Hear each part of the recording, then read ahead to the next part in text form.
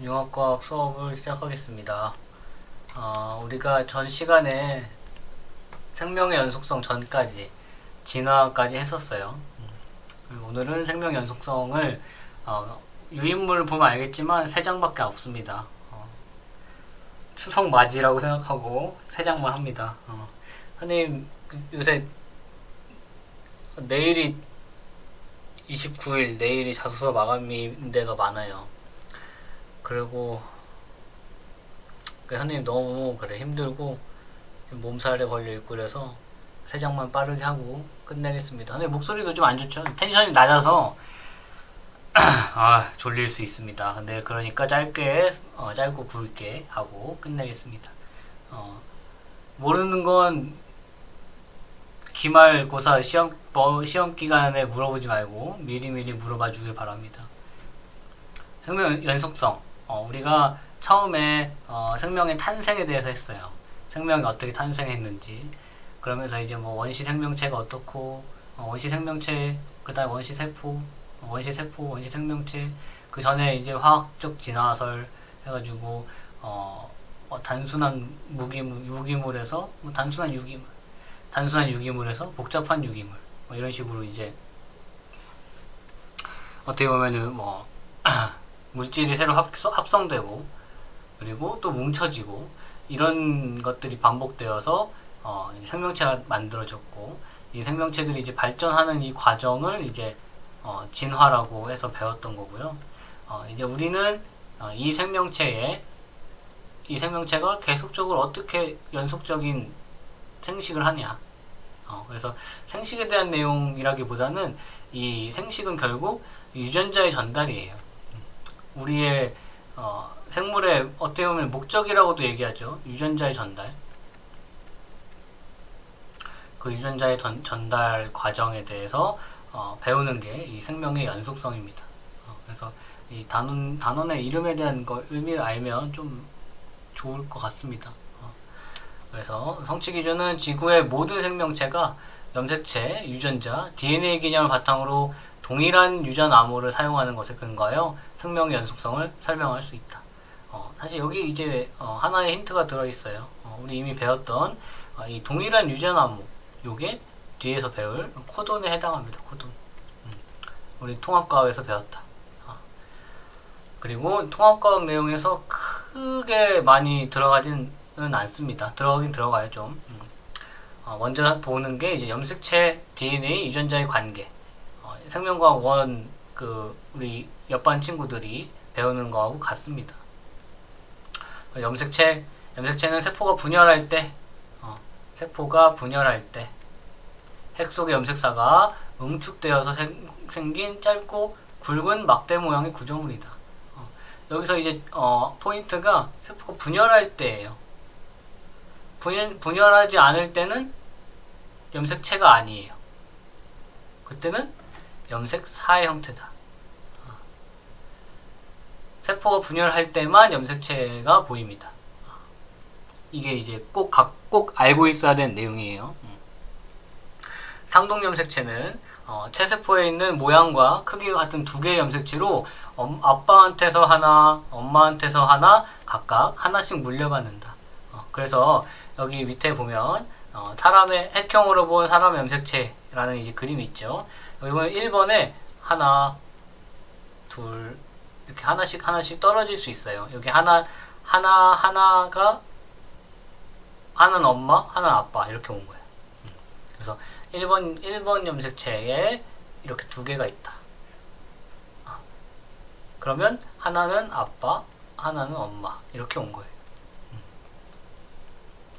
그래서 사람은 이렇게 1번, 2번, 3번, 4번, 5번, 6번 해서 22번까지 1번부터 22번까지 염색체를 상염색체라고 합니다. 성에 관계없이 남자든 여자든 아무 상관없이 똑같은 성에 관계없이 암수 공통으로 가진 염색체다. 염색체는 똑같은 거예요. 여러분들이나 여러분 뭐 서로 친구나 나나 다 엄마나 뭐 누구나 뭐 옆집 아저씨든지 편의점 사장님이라든지 누구든지 성에 관계없이 공통으로 가지는 상염색체는 똑같다. 그러면 여기서 나눠지는 건 딱 하나야. 성염색체. 23번에 있는 성염색체는 남자는 XY, 여자는 XX. 이렇게 차이가 있다. 우리 XY는 뭐 상식적으로 많이 알고 있죠. 모르면 지금 알면 되고. 남자 XY는 남자, XX는 여자. 왜 XY라고 하고 왜 XX라고 해요? 그냥 X라고 한 거예요. 그냥 Y라고 한 거고. 알파벳에 XYZ 있잖아. 그래서 XY만 이렇게 딴 거예요. 실제로 WZ형도 있어요. 뭐 닭 같은 경우에. 이런 건 몰라도 되고. 하여튼 그냥 미지수로 정한 겁니다. 사람 염색체는 상염색체가 22쌍, 성염색체가 1쌍으로 총 23쌍의 염색체를 갖는다. 여기 쌍이니까 그럼 총 염색체의 개수는 46개다. 사람은. 그래서 사람의 핵상을 표현할 때는 2에는 46이라고 표현합니다. 2에는 46이다. 그래서 밑에 있는 그림을 보면 2에는 46이라고 하면 남자인지 여자인지 알 수가 없어요. 그래서 똑같은 건 44개는 상염색체, 나머지 2개는 성염색체. 이렇게 나누어서 볼 수 있습니다. 염색체 역할. 세포 분열이 일어날 때 DNA 유전 정보를 손상 없이 2개의 딸 세포에 균등하게 분배한다. 이 얘기가 무슨 얘기냐면 우리가 그냥 일반적인 세포에 핵이 있습니다. 핵 안에는 뭐가 있죠? 유전 물질이 있어요. 유전 물질이 이렇게 있어요. 이 유전 물질은 염색 4의 형태로 있어요. 염색 4. 그럼 막 실뭉터기가 있는 거야. 실뭉터기를 정확히 반으로 나눌 수 있는 사람은 천재죠. 타노스 정도 되겠죠. 없어요. 그래서 염색 4를 반으로 나누기 너무 힘들었던 거예요. 그래서 나누기 편하게 염색체의 형태로 만들었고 이걸 반으로 나누면 되겠다. 아주 간단합니다. 우리가 이미 이렇게 우리가 하고 있잖아. 사람이든 생물이 핵이 있는 생물들은 다 이렇게 하고 있는 거야. 다 이렇게 하고 있는 생물들을 관찰해서 알게 된 내용이기 때문에 쉬워요. 뭐 응축되면 분리하기가 너무 어렵다. 그 응축되어 있는 게 염색체 이렇게 응축되면은 분배하기가 편하다. 감기약 먹었더니 이렇게 몽롱하네. 그래서 여기서 알아야 되는 건 우리가 염색체와 염색사, 이 염색사가 이제 더 풀리면 쭉 풀리면 DNA가 나옵니다. DNA가 나와요. DNA도 배웠죠? DNA는 핵산의 일종으로 뉴클레오타이드가 수없이 많이 결합된 고분자 물질이다. 그래서 유전 정보가 저장된다. 이 유전 정보는 어떤 식으로 저장돼요? 염기로 인해서 저장이 된다. 염기의 어떤 부분이 저장이 됐지? 염기가 배열되는 순서가 결국 유전 정보를 나타낼 수 있었다. 그래서 뒤에서 하겠지만 아데닌, 구아닌, 사이토신 이렇게 있는 애하고 아데닌, 사이토신, 구아닌하고는 전혀 다른 의미를 갖고 있다. 왜? 전혀 다른 아미노산을 지정하기 때문이다. 그래서 DNA를 구성하는 기본 단위는 무엇이에요? 했을 때 우리는 뉴클레오타이드입니다 라고 대답을 할 수 있고, 그렇다면 이 뉴클레오타이드는 어떻게 구성이 되어 있나요? 라고 물어보면 당, 인산, 염기가 1대1대1로 되어 있습니다 라고 얘기하면 됩니다. 그리고 이 당은 무슨 당? 5탄당이었어요. 5탄당 중에 당 종류는 이 DNA야. DNA는 디옥시리보스다. 작년에 배웠던 게 가물가물하죠. 인산은 그냥 인산이고. 이제 염기의 종류에 밑에 보면 DNA 구성하는 염기는 아데닌, 구아닌, 사이토신, 티민의 4종류가 있다.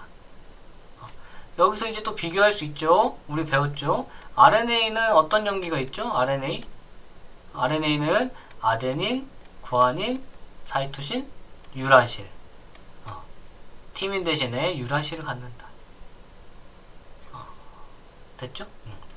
DNA 구조. DNA는 이 두 가닥의 폴리뉴클레오타이드가 나선형으로 꼬여있는 이중 나선 구조이다. 이중 나선. 그래서 이렇게 꼬여있다. 밑에 그림처럼. 나선의 바깥쪽 골격은 인산과 당의 공유 결합으로 연결되고, 뭐 공유 결합이라는 게 뭐 중요하지 않지만, 비교하는 게 되게 중요하다고 했어요. 생명과학은 비교하는 게 중요해서, 안쪽은 염기와 염기 사이에 수소 결합으로 연결된다. 그래서 여기는 공유 결합이고 여기는 수소 결합이다. 차이가 있죠. 비교할 수 있습니다. 상부적 결합 정도는 알아야 된다. 당연히. 아데닌은 티민과 구아닌은 사이토신과 서로 상부적으로 결합한다. 그래서 이렇게 DNA가 있어요. 그러면 우리가 궁금한 점이 하나 생겼어야 되는데, 그게 뭐냐면 DNA가 이렇게 긴 이중나선 구조라는 걸 알 수 있었어요. 우리 방금 했어. 근데 얘가 실뭉텅이로 존재한대. 어떻게 이렇게 있을 수 있는 거지? 긴 실이 뭉쳐질 수 있었는 이유는 뭘까? 긴 실이 뭉쳐질 수 있는 이유. 그냥 돌돌 말면 될까? 그냥 찌부시키면 될까? 어떻게 했을까? 만약에 그냥 찌부시켰으면 풀리려는 힘이 반대로 작용했을 거예요. 그죠? 그냥 돌돌 말아도 고정시켜 뭐 핀 같은 거든 테이프든 고정시킬 게 필요했을 거예요. 근데 그런 게 없잖아, 우리. 그래서 우리는 어떠한 전략을 사용하냐면 가운데에 공을 넣습니다. 이렇게. 가운데 공을 넣고요. 공을 가지고 한 바퀴 감아요. 요렇게. 요렇게 감습니다. 이거를 다시 그려주면 이런 애가 있어. 내가 여기다가 공을 넣었어요. 이렇게. 공을 넣고 한 바퀴씩 감아줍니다. 파란색이어야 되는데. 이런 식으로. 그럼 짧아지죠? 이 이 지름만큼, 지름이 아닌데? 둘레만큼 짧아지겠지? 이 정도 상상할 수 있죠? 그래서 그 공을 히스톤 단백질이라고 합니다. 그 공을 히스톤 단백질을 하고, 이 히스톤 단백질이 여기 지금 이 빨간색이 히스톤 단백질이야. 이 히스톤 단백질과 이 히스톤 단백질이 꼬여있는 요 하나, 요만큼, 이 단위를 뉴클레오솜이라고 합니다.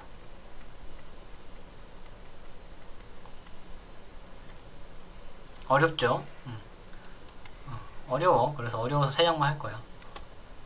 그래서 뉴클레오솜이 여러 개 반복되면 그게 결국에 염색사가 되고, 그것이 뭉쳐지면 염색체가 되는 거예요.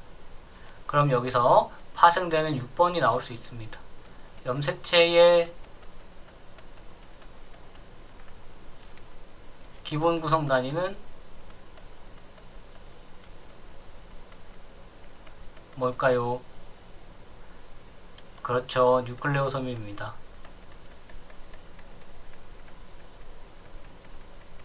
뉴클레오솜은 어떻게 구성되어 있나요?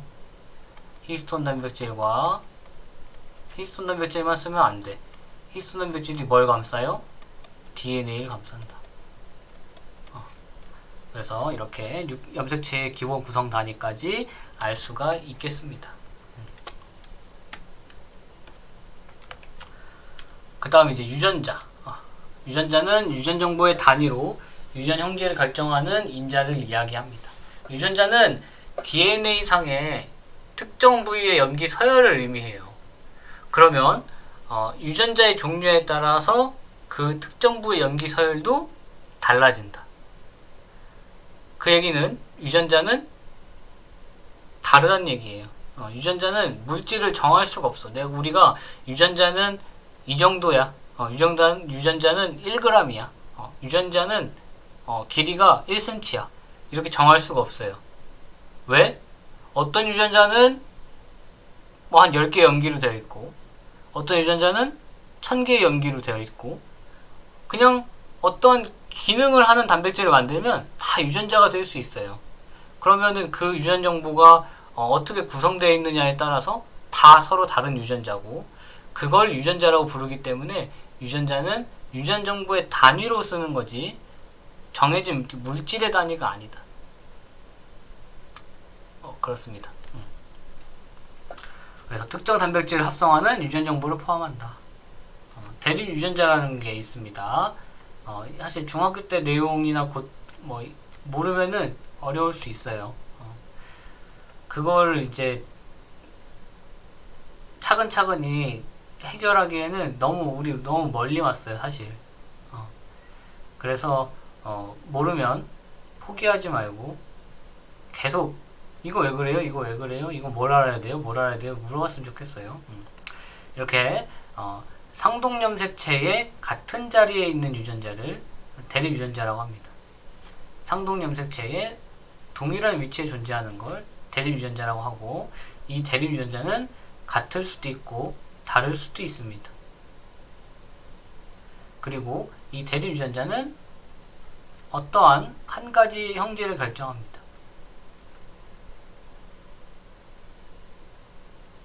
그래서 이게 우성이냐 열성이냐 이렇게 얘기했었던 거예요, 중학교 때. 이래요. 상동염색체 이런 거. 얘하고 얘하고는 대립 유전자. 그리고 얘하고 얘도 대립 유전자. 이렇게. 그럼 이렇게 그려져 있으면 대립 유전자가 어떨까? 그럼 이 라지비와 스몰비는 대립 유전자 관계가 아니다. 이제는 유전 암호와 단백질 합성이에요. 유전 암호가 어떻게 번역되는지, 우리가 DNA가 RNA로 돼서 RNA가 단백질이 된다. 여기 뭐였죠? 요게 중심 원리였다. 뭐뭐였다라고 얘기하는 이유는 통합과학에서 나오기 때문입니다. 여기 밑에 있네. 이렇게. 그래서 여기서 하는 게 이제 전사였고, 이게 이제 번역이었다. 이제 번역이에요. 여기 밑에 나와 있는 게. 그래서 아까도 얘기했지만 DNA 유전 정보는 DNA의 4가지 염기 4가지. 아데닌, 구아닌, 사이토신, 타이민이 어떻게 배열되는가에 따라서 유전 정보가 달라진다. 그래서 그 DNA에 있는 유전 암호를 트리플렛 코드라고 합니다. DNA에 있는 애를 트리플렛 코드라고 해요. 그랬었어. 그럼 여기에 써 있는 거, 구아 GCA, CCA, ACC 이렇게 있어요. 그럼 얘가 DNA잖아? RNA로 전사하면 어떻게 돼? CGU, GGU, UGG 이렇게 되죠? 그럼 얘는 뭐야? 얘 먼저 할까? 얘는 뭐야? 얘가 트리플렛 코드다.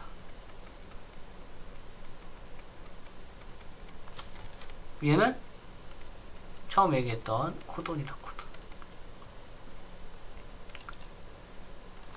그 다음에는 이제 얘한테 맞는 아미노산이 하나씩 오겠다. 그래서 우리 1학년 때 했던 거하고 똑같아요. 똑같아요. 그래서 여기서 더 추가되는 건 아주 적어요. 밑에 있는 이 표 부분이 조금 이제 추가되는 내용이기도 하고, 우리 전사와 번역에 대해서 배웠죠. 그래서 DNA는 특정 단백질을 만들기 위한 정보를 제공할 뿐 직접 단백질을 만들진 않는다. 정보를 제공하는 거지. DNA가 우리 작년이나 재작년에 이제 통합과학에서 보면 많이 헷갈리는 부분이 그거예요. DNA가 RNA로 바뀌네? RNA가 단백질로 바뀌네? 이게 아니에요. 바뀌는 게 아니고 DNA를 가지고 RNA를 만들고 RNA를 가지고 단백질을 만드는 겁니다. 알겠죠? DNA는 특정 단백질을 만들기 위한 정보를 제공한다. DNA 복제는 세포 분열 전 핵 속에서 DNA량이 2배로 증가한다. 복제는 무조건 2배가 되는 겁니다. 그 DNA 유전 정보에 따른 단백질 합성 과정, 이렇게 전사된 후에 번역되는 과정을 거쳐서 단백질이 만들어진다. 만들어질 때 이제 밑에 보면 정의, 장소가 나와요. 장소. 우리 작년에 장소를 안 했던 것 같아요. 우리는 진핵 생물만 합니다. 핵이 있는 생물만 하기 때문에 전사의 장소를 핵 속이라고 얘기를 합니다. 원핵 세포는 핵이 없으니까 핵 속에서 일어난다고 안 되겠죠. 그리고 번역은 장소를 세포질이라고 합니다. 원핵 세포는 원핵은 정리해 줄게요.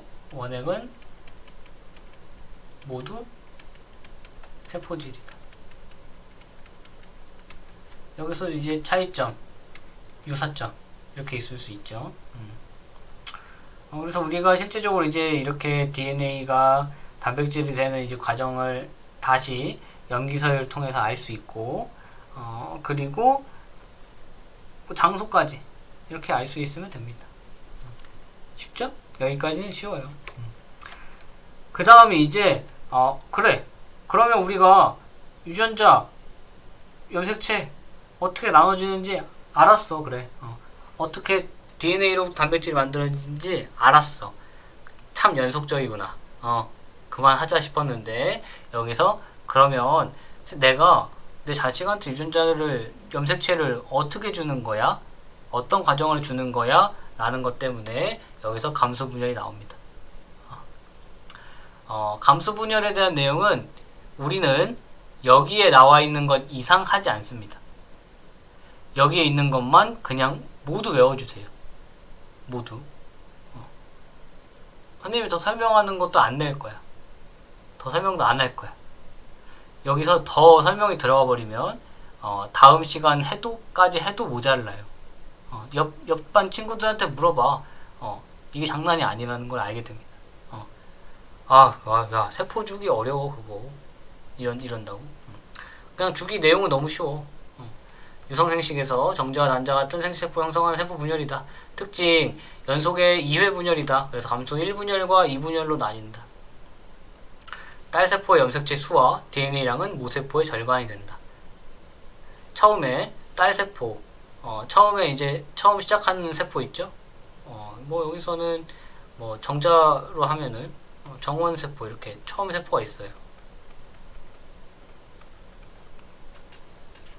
이 염색체 수와 모세포의 그 DNA 양이 절반이 된다는 걸 보여주기 위한 거예요. 이거는 그래서 염색체 수가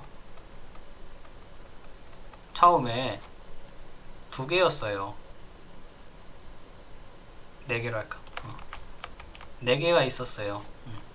여기서 복제기를 거치면 2배가 돼서 8개가 됐어요. 이러면 맞나요? 틀려요. 여기서 2배가 됐다는 건 DNA 양이 2배가 됐다는 거야. 그래서 염색체 개수는 똑같아요. 그래서 염색체 개수가 여기 4개였으면 여기 4개, 여기 4개, 여기 4개, 여기 이제 뭐 4개에서 2개, 2개, 2개, 2개 이렇게 되는 겁니다. 그냥 외워야 돼, 우리는. 그래서 딸세포 염색체 수가 이 모세포 4개였는데 2개가 됐다. 요걸 알아야 돼요. 그래서 2개가 되는 시점이 딱 요 시점이야.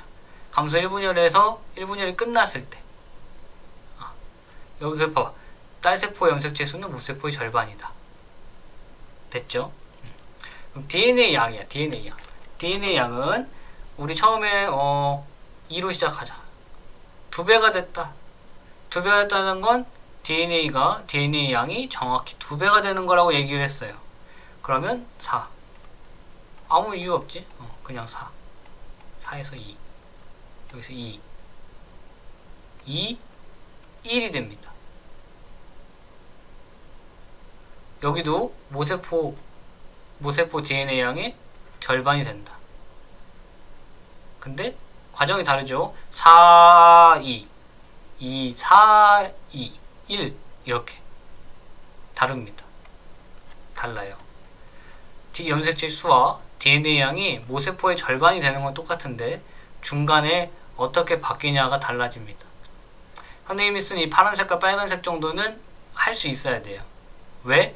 위에 설명이 나와 있으니까. 설명이 나와 있다. 여기 보면 DNA 복제 없이 진행되고 염색 분체가 분리된다. 4개의 딸세포가 형성된다. 딸세포의 염색체 수에는 변화가 없지만 DNA 양은 반으로 줄어든다. 여기서도 염색체 수가 감소 1분열에서 염색체 수가 모세포의 절반이래. 이 얘기는 여기서도 DNA 양이 반이 됐다는 얘기입니다. 똑같은 얘기예요.